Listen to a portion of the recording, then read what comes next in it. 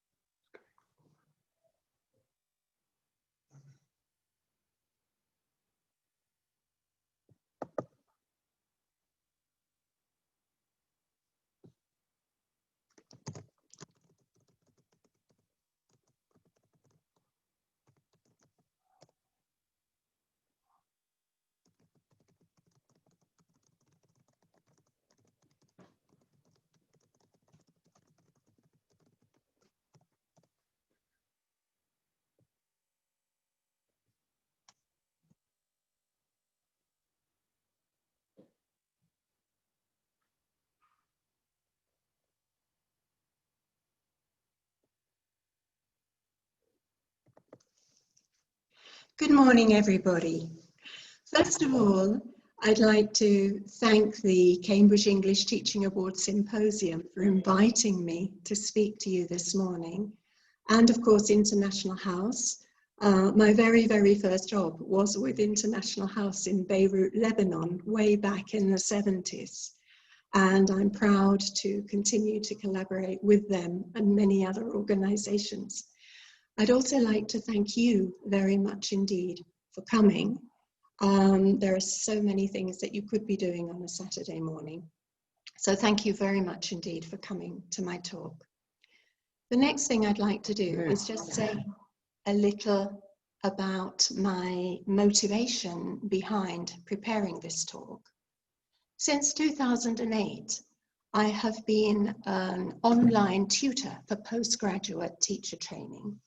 And I have been a teacher trainer for many, many years. Most of the Cambridge teacher training courses, I have been a tutor and an examiner, assessor, etc. So over the years, obviously, the different roles of the teacher have fascinated me, and the relative importance of each of these. And now that everybody has been forced into online mode of delivery, whether they like it or not, I've been reconsidering. I've also done research from about 2016 on, looking at students' own perceptions of what helps them to study online. Now, obviously, time is very limited today. I don't want to go on more about myself, but I do want you to understand where I'm coming from here. And so let me begin and show you, there's my email. Please do feel free to write down my email. And if you're interested in this topic, I can send you the slides. And also, if you'd like to engage in academic conversation, I'd be very willing to join you. So the overall aims of this little session are three. First, just to review some of the roles and functions of an online facilitator. And then to encourage you to reflect privately on your own strengths in relation to each role. And finally, to look at the relative importance of each of these roles in our own perception of ourselves as an online tutor during this difficult time that the world has been going through. So by the end of the session, basically, this is what I hope we will have had time to do, related completely to the objectives. We'll have looked at these roles, you'll have reflected, and we will have thought about the importance of each in our current social environment. While I'm showing you the slides, I suggest that you might like to, either electronically or in your notebook, you might like to make notes under these headings in order, hopefully, to have time to discuss a little later on. So thinking about the roles, the functions, your own personal strengths, which we'll keep private, the things you want to improve, that we'll also keep private, and then perhaps some ideas on priorities that you might like to share. Now, there are different ways of perceiving of the roles of an online course facilitator. I do recommend this, which I actually discovered relatively recently. The Open University has a mini course which you can look at and critically reflect on and decide whether their way of organizing the way of thinking about the roles suits you. Based on my own experience and research, I see things quite differently. I see that everything overlaps. I see that we as online tutors, and on the basis of research with my own postgraduate online students, that we have these 4 different facets, but they overlap. And just as in any data analysis process, you find you're not quite sure where to put each theme, but it is important that each theme is there. So what I'm going to do is go through some of the key functions of each of these roles.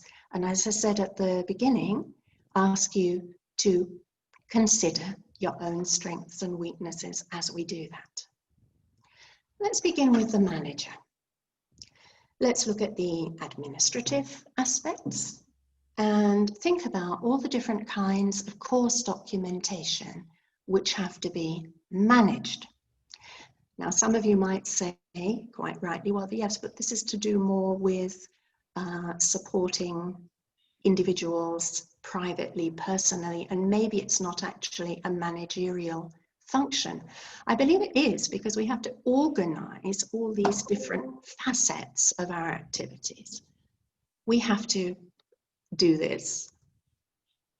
We have to be aware of this. I don't know if any of you had any problems with time zones this morning. We have to Вот keep того, да, very careful notes on individuals, я видела, они заезжали. special почему needs. опять? I can hear someone talking there. I think we're okay. And correspondence, any correspondence that you have with the group, with individuals, which is of importance. Of course, our progress reports, you could see as academically, but we also have to have them organized. From the academic point of view, obviously, we have to be able to manage the syllabus, and this has to do with distribution, frequency, intensity, how we organize the delivery of the academic content, assessment, different kinds of assessment, drafts perhaps for assignments and projects and any feedback that you might have given those, progress reports, and information on any kinds of exams that have to be administered, overall achievement, assessment, what goes in, grades, and so on. Then there's the interactions, because there are lots of different interactions that we have to manage, don't we? Different kinds of interactions at different moments on the course. Welcome messages. I always try to have a general one, of course, on the platform, but I also try to contact individuals when it's a course. I also try to bring in some ice-breaking and community building activities online, and if we have more time, we could share ideas on that. Managing the way in which you present all of the material for tasks and assignments, making sure, reading, proofreading, maybe getting somebody else to check, managing these aspects, which are here, we're talking about obviously interacting through the materials, where the materials are mediating the learning. Sometimes we just have to send encouraging posts to motivate students. We can feel something is happening in the climate, but we have to do that strategically. So again, you can see this as management or in another way. Questioning, designing questions, and stimulating further discussion through these techniques. Contacting less confident participants. I often find that a private text or email allowing people to actually send in something before they post it publicly can actually help to build confidence. Sometimes we spontaneously need to organize a meeting. We feel that something is going wrong. At the same time, we have to manage and regularly organize whole group sessions and making sure that everybody's invited, everybody understands the time, related obviously to time zone issues when you're working on international courses, as I do. Making time, again, managing your time to be able to observe the discussions, to listen to recorded video chat sessions where people perhaps were doing a group activity and responding. And then managing everything that people post as well as we can, summarizing and posting key learning points from discussions and responding appropriately. And then I always try to round up each task with some kind of positive reinforcement. So can you see here how management and pedagogy, management and teaching skills are overlapping? Maybe we could sum up then the different roles of the manager and their functions as managing administrative documents and tasks, academic documents and tasks, and strategic interactions. And this is where I hope you've had time to think a little bit about your own strengths, your own weaknesses, and the things that you would like to develop further for your next online course, or even at the moment if you're working on one right now. Now let's move on to the pedagogical guide. Obviously, the pedagogical guide or the online course facilitator arose by any name, as it were. We have to collaborate and support the learning process online by a series of different activities. Again, no apologies for overlapping. Obviously, academic planning, within that planning, it's not just about timing, as in management, it's about being clear about aims, learning outcomes, our outputs, and how we organize our teaching sequences online. A lot of it, I'm sure you'll agree, is similar to how we organize teaching offline, having preparatory work, pre-work, having sessions, and then having post-work, and then having further sessions. But there are major differences, which all of us will agree.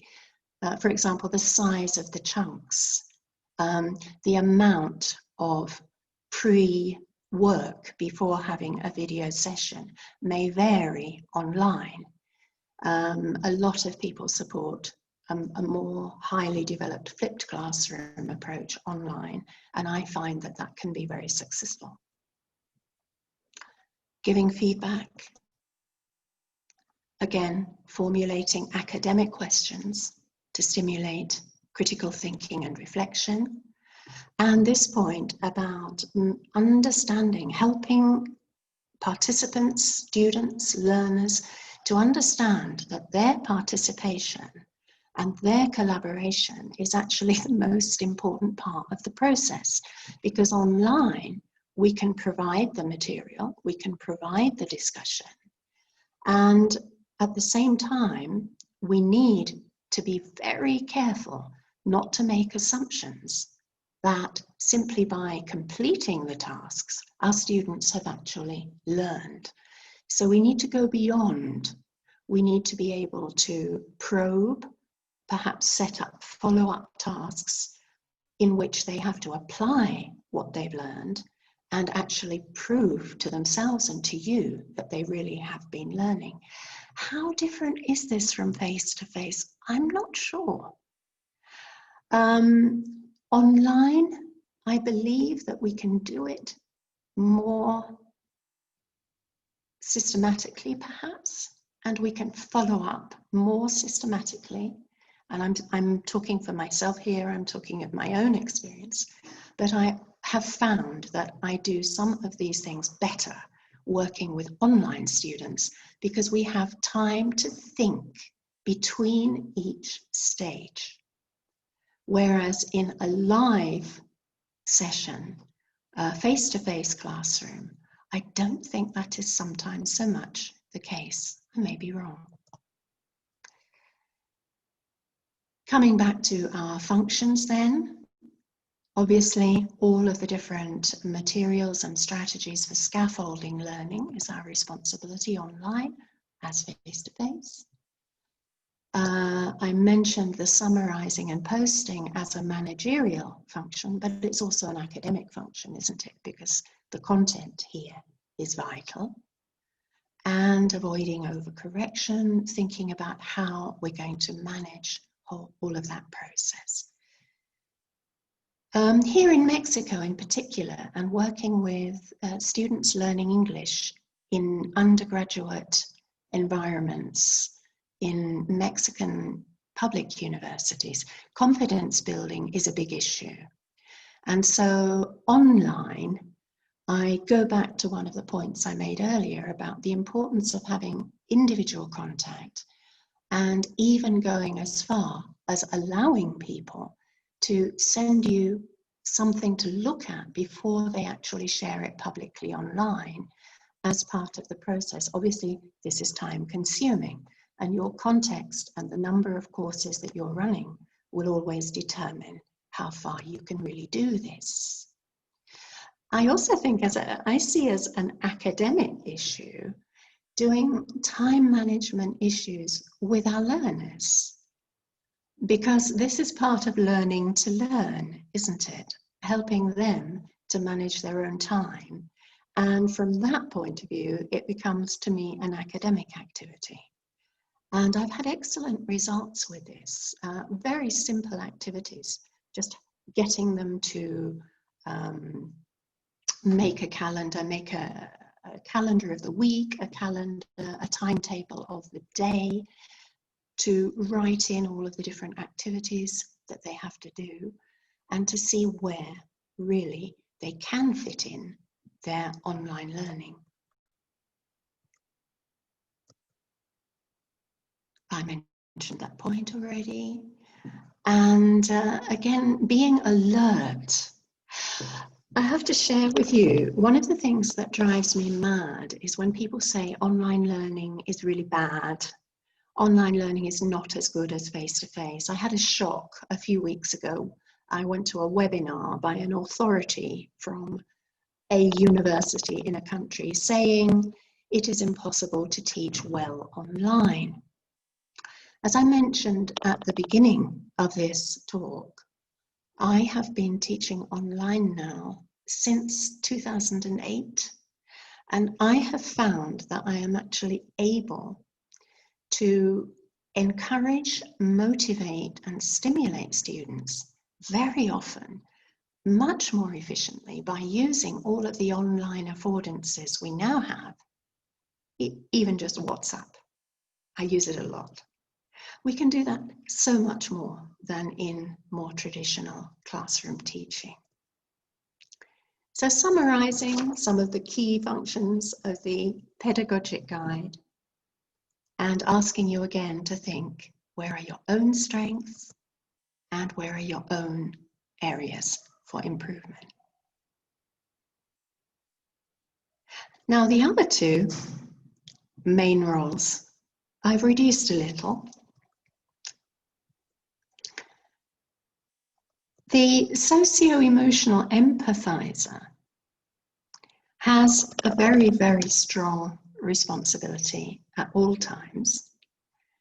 I don't need to remind you that as far back as Krashen, and obviously much more recently with research from people like Bandura and many, many others, we know that the emotional environment and maintaining, building, creating, sharing a positive emotional environment is possibly the most important factor in any kind of learning, because anxiety blocks our brains and makes it impossible for us to use our memory. If we can't use our short-term memory because we're anxious, well, then nothing is going to go into the medium or long-term memory. And so learning is not going to happen. So for me, this is another very important role. And interesting, because sometimes I have discussions with colleagues here in Mexico who say, oh, no, that's not my role. My role is to teach them, to manage them, to help them to complete tasks and to get them through their exams. This is not my job. I'm not a psychologist. And let me say, I don't believe we should believe that we are psychologists, that we are human beings. We have been in learning experiences.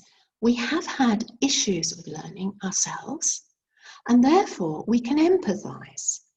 And this empathy can help us a lot in online course environments. So our tone, whether it's in writing or whether it's in speaking, needs to be encouraging and motivating, and we need to work on this, I think. Sometimes we need to video ourselves, and we need to ask perhaps colleagues, if we have time, to help us to analyze what things we might be able to adjust in order to develop a more effective, let's say, online tone.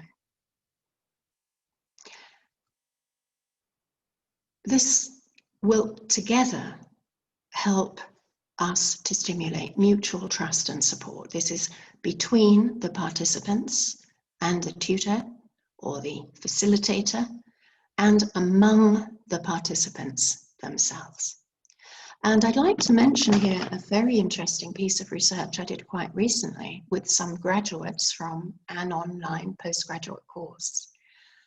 And they found that off-platform communication with their tutor in times of need, as well as collaboration off-platform with their peers on the course, and forming little study groups that met in video chat sessions, that texted each other, were perhaps the things that most helped their learning. If anybody's interested in that study, then we can talk about that more.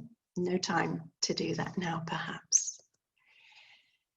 And I believe this whole process begins with your very first welcome message.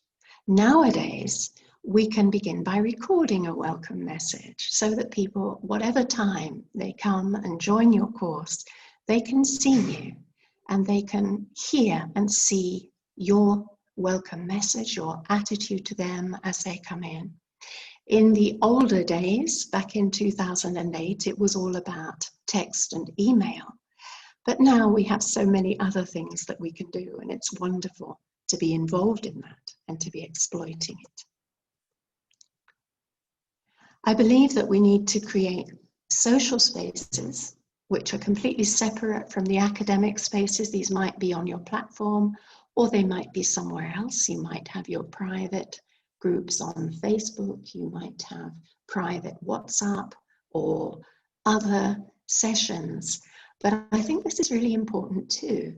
And in those, at those moments when people are needing to actually vent, it can be a really good idea to not be so worried about which language they're using or which languages they are using, because the function of these spaces is not academic.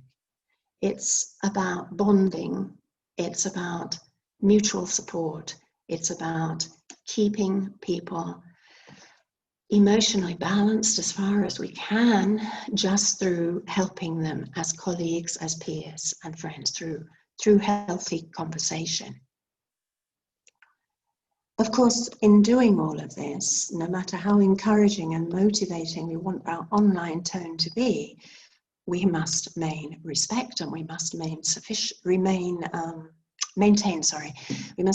sufficient academic distance to be able to assess our students' progress. And if we have to give grades for achievement, we have to be able to do that too. And the last point reiterates the point I just made about encouraging on and off platform communication and collaboration, particularly among the members.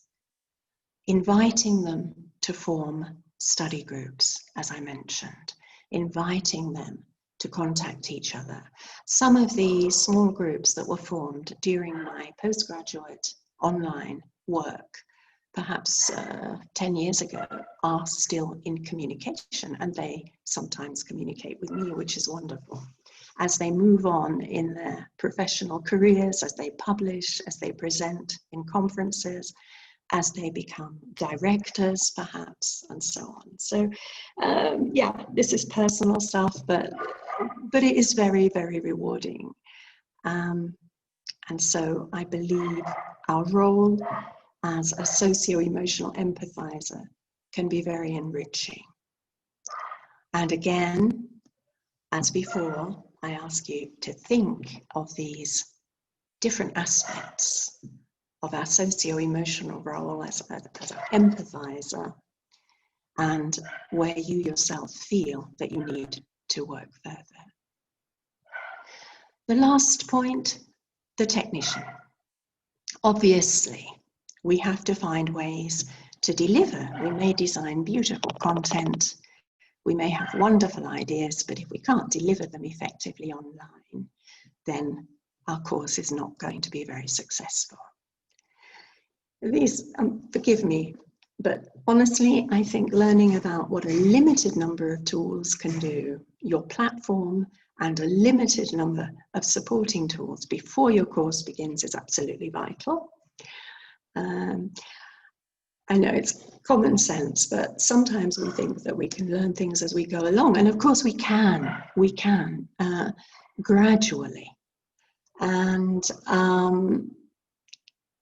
I think we can also learn a lot from our participants, particularly when our participants are from the younger generation said, from other societies, because for example in Mexico people are not that online wise if we compare them with the Far East. So we can learn an awful lot from our participants, and I think it's another way of boosting confidence to actually allow them to help us, to help the whole group to manage perhaps some alternative tools, online tools or applications and their different affordances. I guess one of the key things here is actually understanding how planning has to include the technical aspect, as well as those aspects that many of us are more familiar with, the management and the pedagogical actives, and the selection of simple tools and being able to deal calmly and effectively with technical problems as they emerge. That doesn't necessarily mean being able to solve everything at that moment, but it does mean noticing. It does mean being there for your participants. It means reassuring them and telling them that you will find a solution as quickly as possible. And if these kinds of problems are shared on site, I've often found that one of the other course participants will solve the problem before I do. And I'm not ashamed of that, because I can then learn with my participants.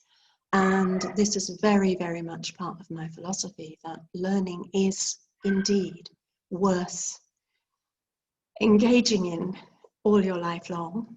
And if we don't keep doing that, well, then there's no way we're going to be able to be successful with our online students and with any students, in fact. So there we are. Those 30 minutes, we've looked at how these main roles of the online course facilitator, whatever kind of course, whether it's a language course, a content course, a teacher development course, some kind of education, all of these roles are important. And I hope that you have had time, as I've been, as I've been talking, to think about these issues in relation to your own skills, in relation to your own competences. Now, here's a question, and I'd like to take just a few minutes to ask you to meet together and talk about which of these roles you think is in general more important, in general, now, at this moment, and why.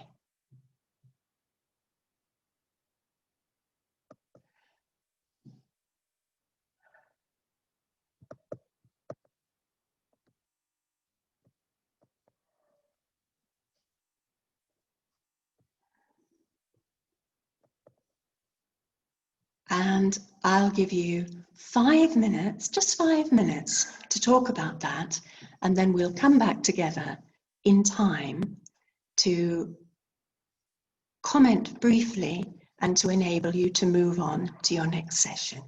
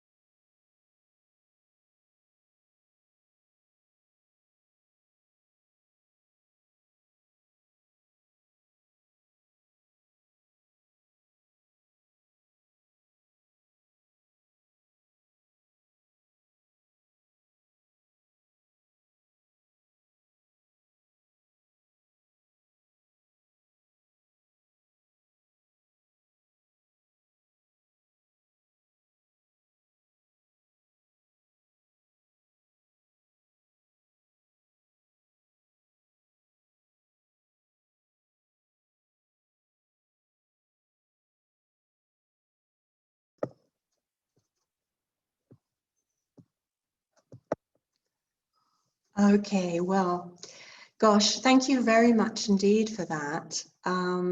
I could hear some very interesting discussion going on.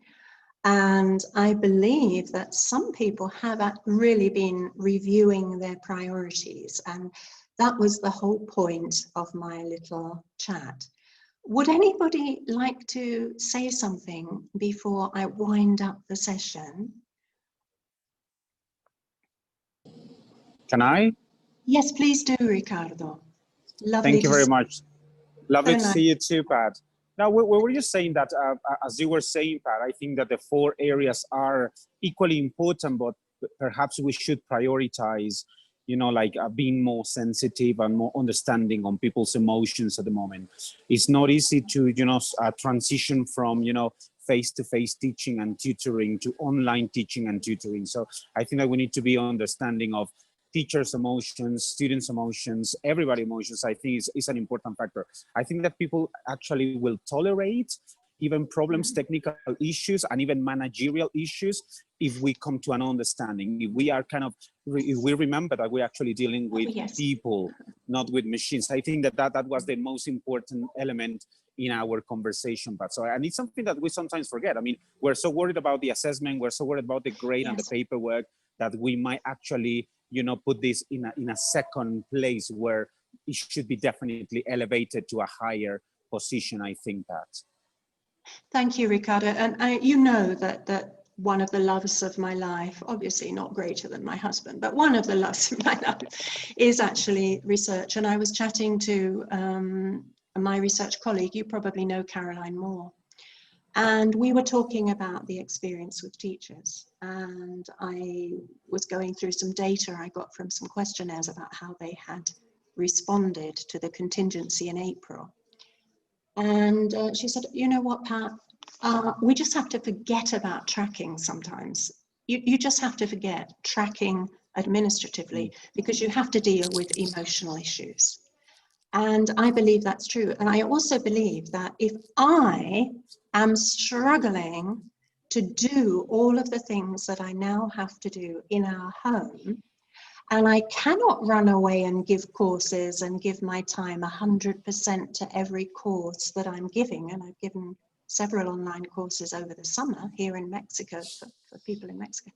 I mean, if I'm having issues and I'm supposed to be, you know, a fairly experienced online professional person, trainer, you know, if I can't sort myself out, how can I expect all of my students to? And with the MA over the summer, for example, the online MA that I work on, much of my time has been helping them to see how to solve their organizational, family, emotional issues. So I think it's a really big responsibility for us to make sure that we're okay. And if you want another session, I've got some ideas on that as well. Very simple ideas, but just go to the websites on mindfulness, on controlling your emotional intelligence, controlling your own emotions. Check out how you're doing yourself, and then you can actually support your online learners much better. Anyway, I think it's time for me to go. Am I still sharing my screen, or do I need to screen it again? No, you Can need you still? No. I'll need to share it again. Okay, here we are. Here we are. Okay, can you see that now? Yeah? We okay? Yes. Is it coming? Yeah, it's coming through. Thank you. Thank you, Mehdi. Okay. So, yeah, thank you for that. And